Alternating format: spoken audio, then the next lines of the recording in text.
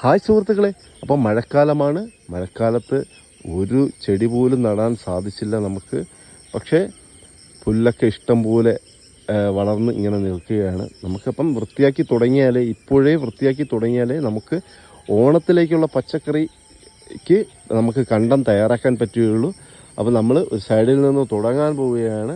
അപ്പോൾ ആദ്യം ചാലുകളൊക്കെ പറിച്ച് എല്ലാം റെഡിയാക്കി വെച്ചതിന് ശേഷം നമുക്ക് തുടങ്ങണം. ഇട്ട കൃഷിയൊക്കെ ഇങ്ങനെ ഒരുപാട് നാശനഷ്ടമൊക്കെ വന്നുപോയി.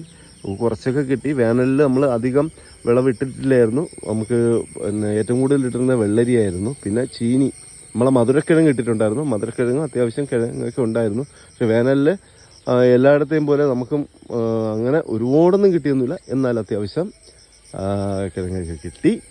അപ്പം മധുരക്കിഴങ്ങ് നമ്മൾ വീണ്ടും ഇട്ടിട്ടുണ്ട്.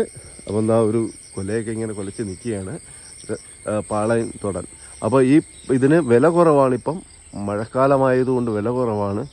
അപ്പോൾ അതുകൊണ്ട് അങ്ങനെ എടുക്കുന്നില്ല, കടകളിലൊക്കെ എടുക്കുന്നില്ല.